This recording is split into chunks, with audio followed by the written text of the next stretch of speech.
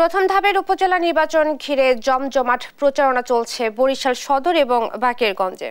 প্রচারণার খবরাখবর জানাতে এই মুহূর্তে বরিশাল থেকে সরাসরি যুক্ত হচ্ছেন সহকর্মী শফিক মুন্সি।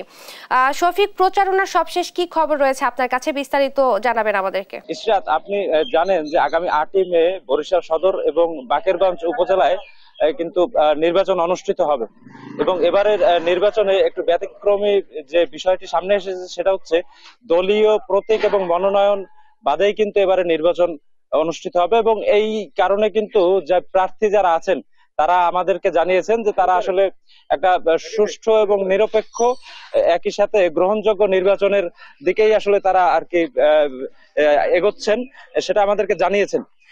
এসব আর একটি যে ব্যাপারটি, বরিশালে কিন্তু এখন খুবই তীব্র তাপদাহের একটা ব্যাপার চলতেছে। গত এক সপ্তাহ যাবৎ বরিশালের গড় তাপমাত্রা কিন্তু 37 থেকে 39 ডিগ্রি সেলসিয়াসের ভিতর আসলে ওঠানামা করছে। তো এইরকম একটা গরম উত্তপ্ত পরিস্থিতিতে নির্বাচনের গরমেও কিন্তু একটা অবস্থা বেশ বেসামাল হয়ে উঠেছে, কারণ প্রার্থীরা কিন্তু দিনের বেলা আসলে তারা প্রচারণায় বেশ আসলে একটু কষ্টের সম্মুখীনই হচ্ছে, কিন্তু তারপরেও আসলে দিন শেষে যেহেতু নির্বাচন, প্রার্থী যারা আছেন তারা আসলে তাদের সর্বোচ্চটা দিয়েই আসলে যে যার মতো করে আসলে প্রচারণা চালিয়ে যাচ্ছেন। এটাকে যদি জানিয়ে রাখি যে বরিশাল সদর উপজেলায় কিন্তু 5 জন আসলে চেয়ারম্যান পদে প্রার্থী আছেন। আসলে আমরা কিন্তু এখন তাদের মধ্যে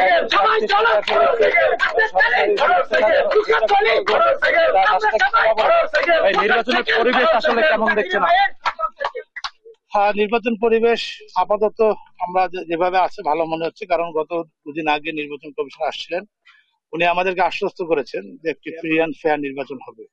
তারপরও আমি যে এলাকাতে এখন দাঁড়িয়ে আছি, কাশীপুর এলাকা আমার কর্মীদেরকে আজকে সকালেও শুনেছি আমার এক কর্মীকে অপর আনারস প্রতীকের একজন এখানকার যে দেখাশোনা করে ওনাকে পোষা মেম্বার নামে ডাকে।